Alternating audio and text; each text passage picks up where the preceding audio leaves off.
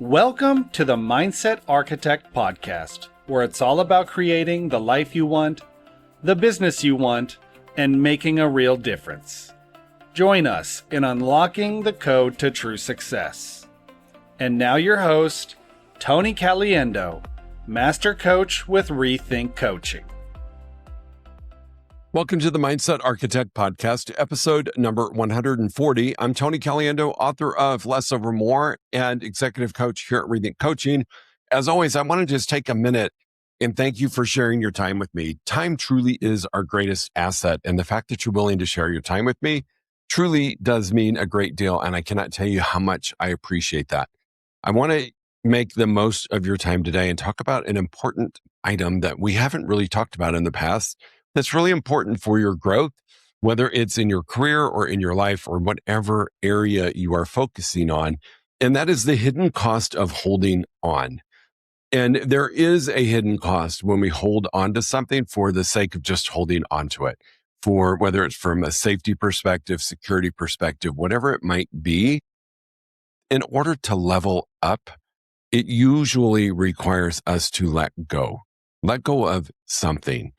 I know for myself in my life, I've had many of opportunities presented to me, amazing opportunities, career growth while I was in the hospitality industry with Marriott, best company in the world, career growth while I was a real estate agent into leadership, ownership, coaching.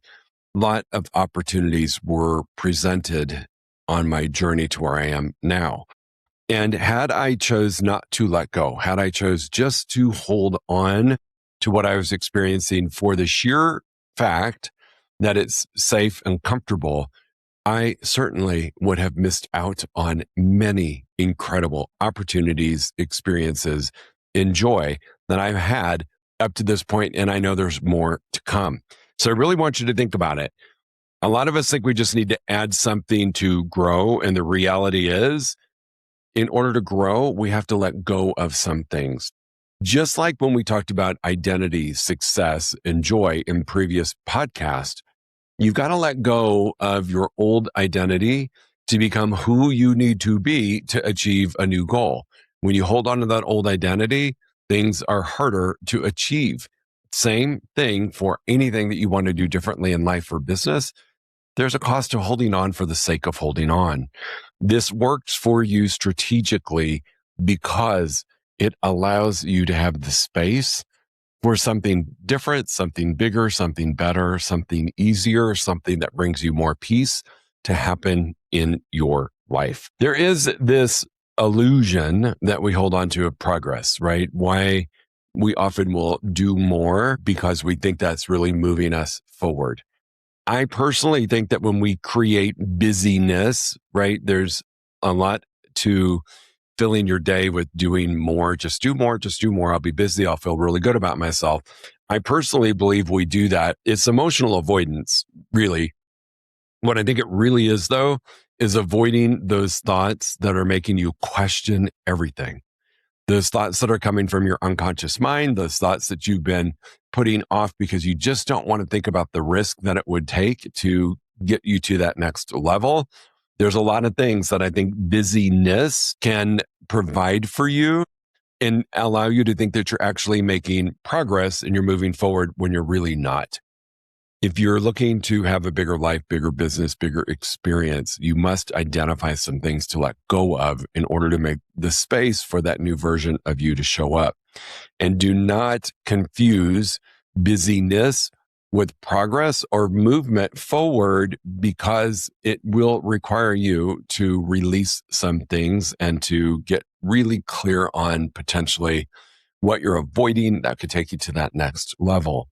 Also, there's a question that I want to ask you is, what are you still carrying that maybe is no longer serving you, right? We talked about old identity versus new identity. We talked about becoming intentional about identifying your new identity. We must do that. We have to let go of some of our old version of identity for ourselves to move forward, to do something different.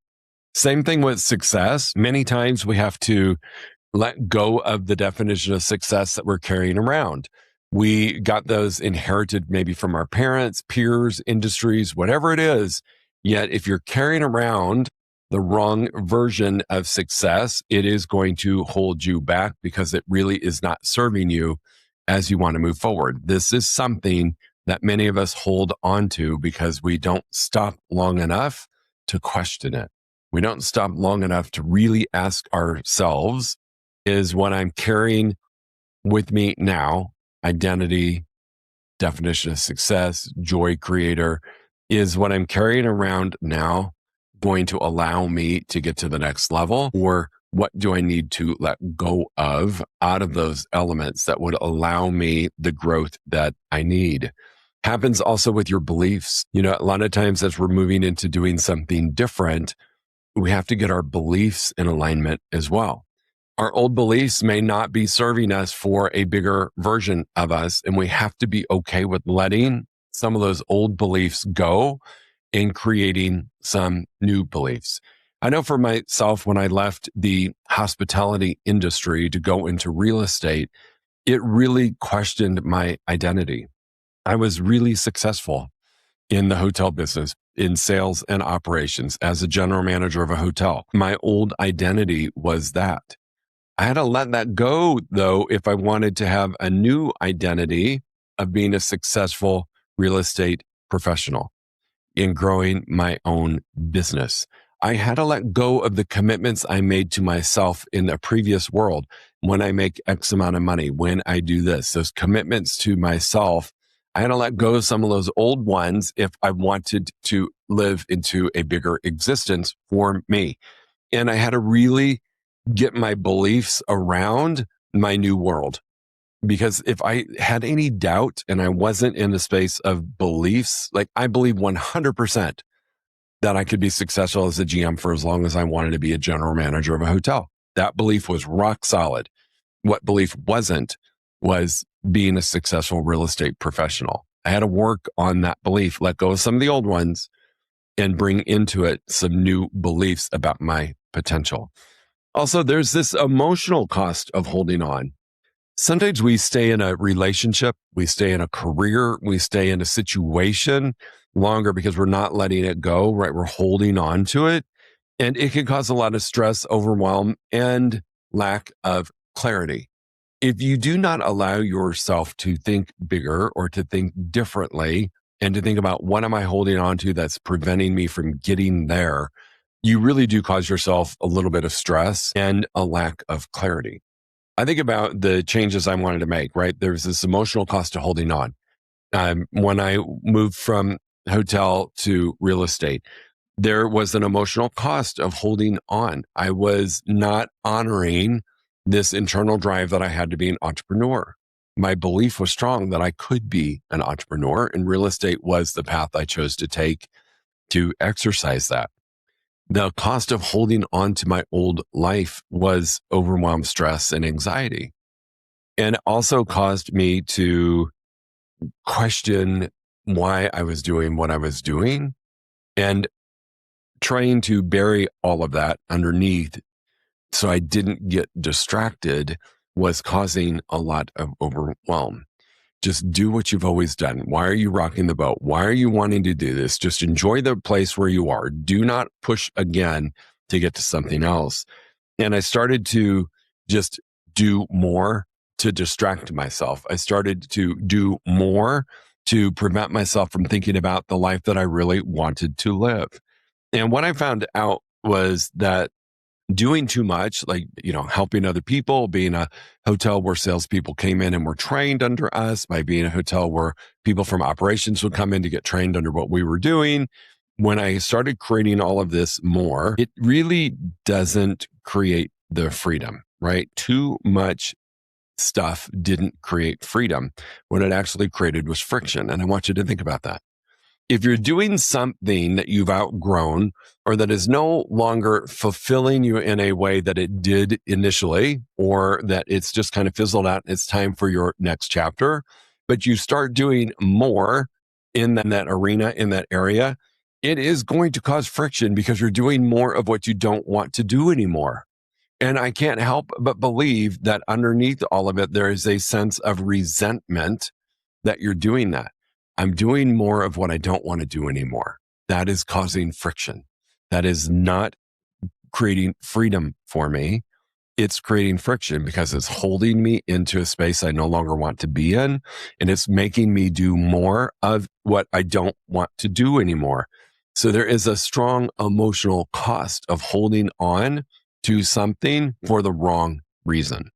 I think the main reason, and this is really not rocket science, folks, is the main reason like why some of us hold on and don't let go is not only it's emotional, right? But it is risky.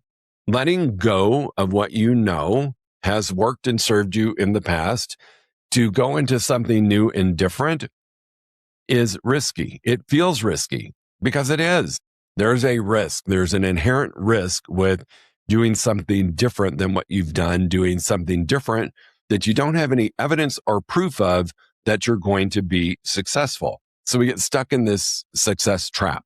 I'll just stay doing what I've always done because I'm successful in this area. And we get stuck there, and that becomes our ceiling. This feeling of risk is really, for me, exciting. At first, it's like, it's not great. And then I get really excited because I know with risk comes reward. I know that this fear of losing success, status, or identity is really ego.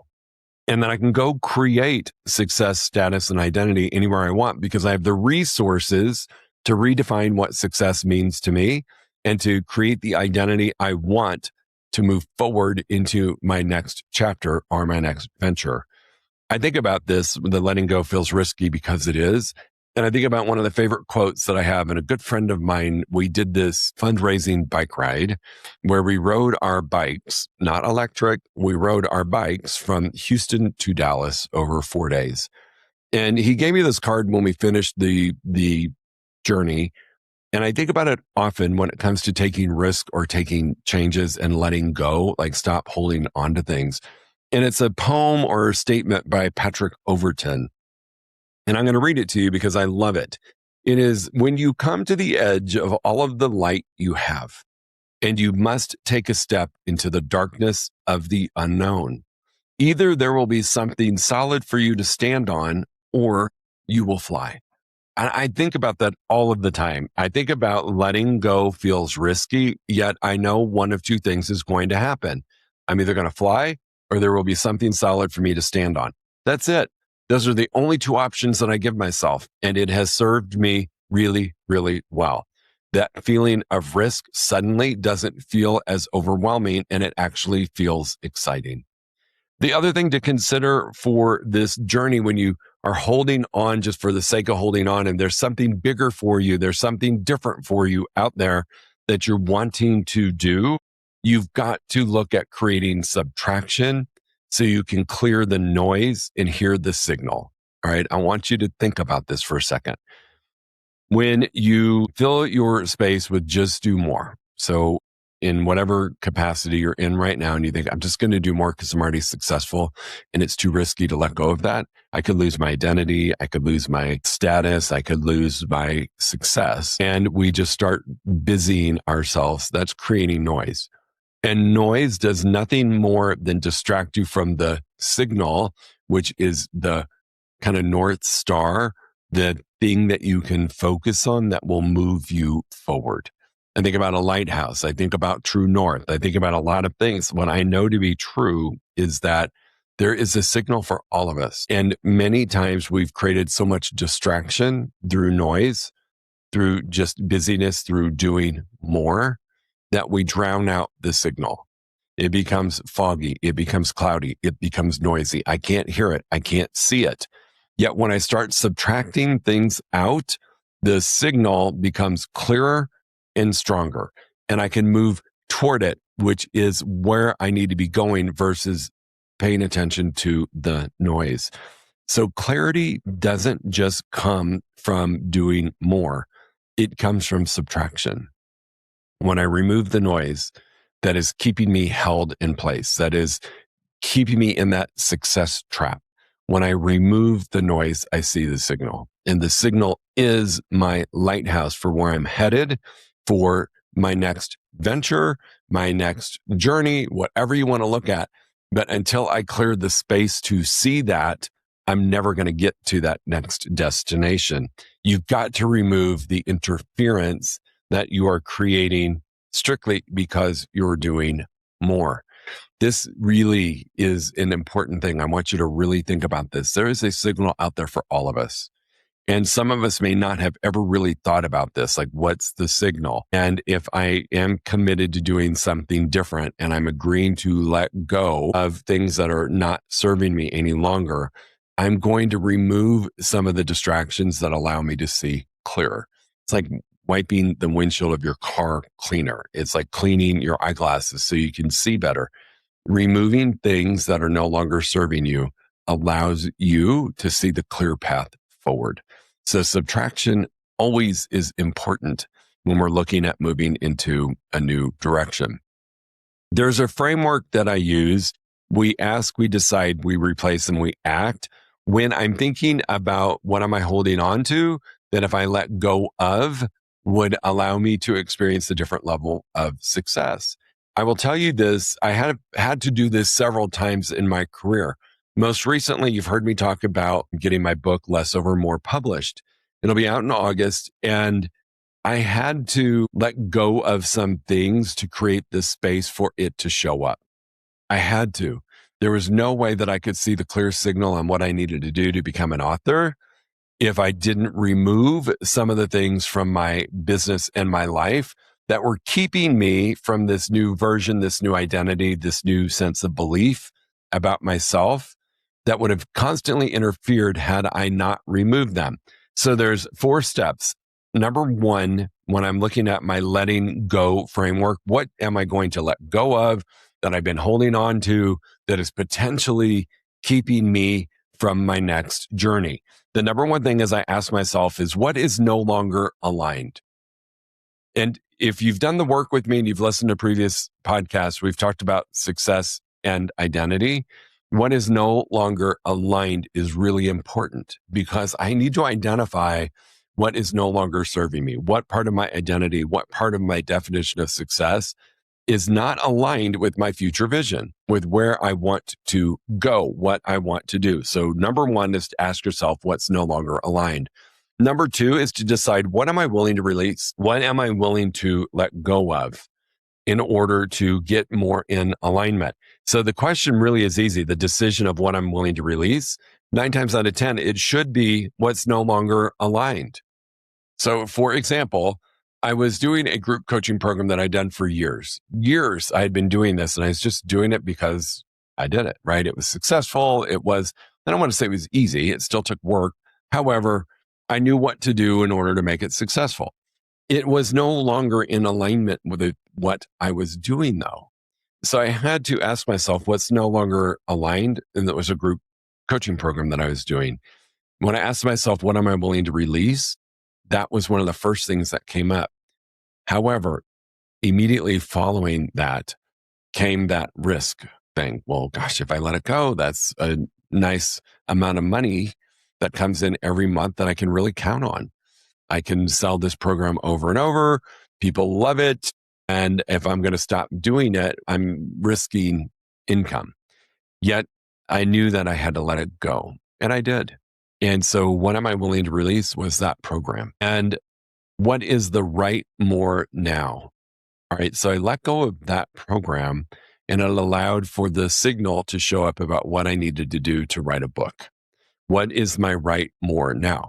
Well, I'd never written a book before. So as a coach, what do you think the first thing I did? I hired a writing coach. I needed to know what it looked like to write a novel. The right more, in addition, was finding an agent who believed in my content, my topic, what I wanted to write about, to find an agent that supported that. Then the next right more was to find a publishing house that believed in it as well. I had to sell it to the agent had to sell it to a publishing house. Those were my right more steps. Yet it all started with hiring a writing coach. I needed that first. That was my next right more. That was what I was willing to do. The reason I knew that was I released and removed the things that were no longer serving me, which created the space for the right more to show up.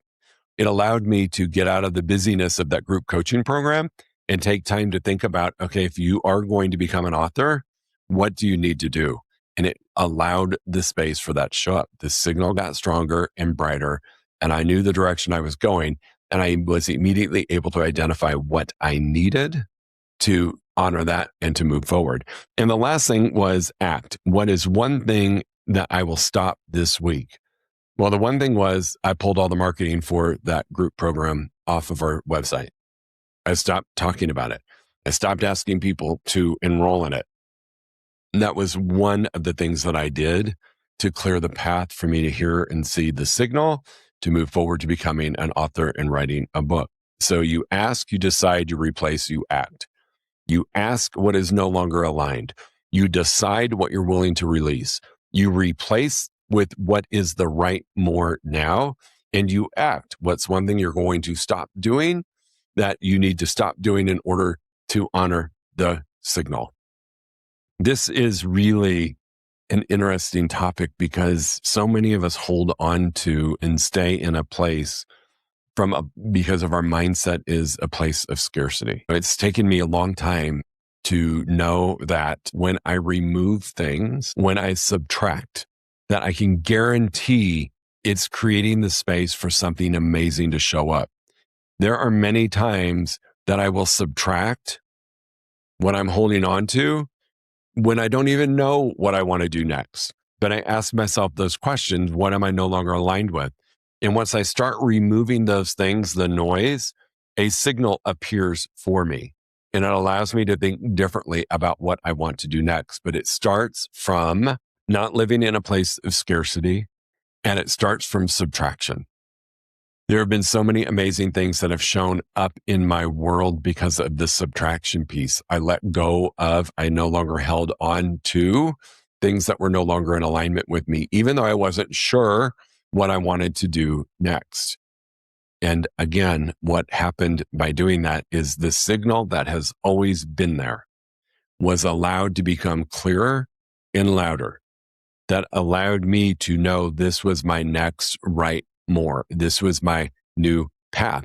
And it only was able to show up because I stopped holding on to what was no longer serving me.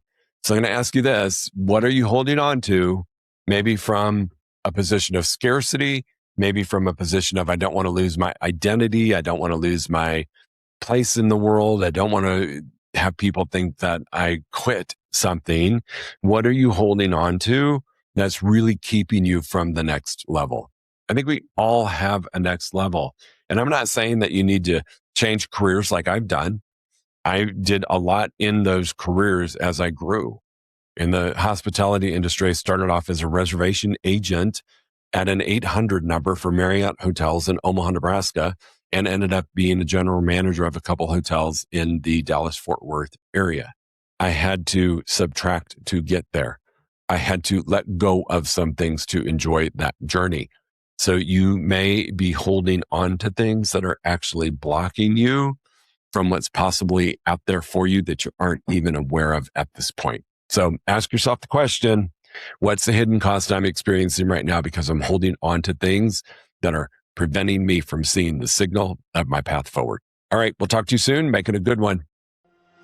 If you enjoyed listening to this podcast, you must come check out the Mindset Architect Group Coaching Program. It's our monthly program where we explore the power of your mindset, help you identify what you truly want in business and life, and then help you reach those goals. Come check us out at rethinkcoaching.com/group-program. That's rethinkcoaching.com/group-program. We'll see you there.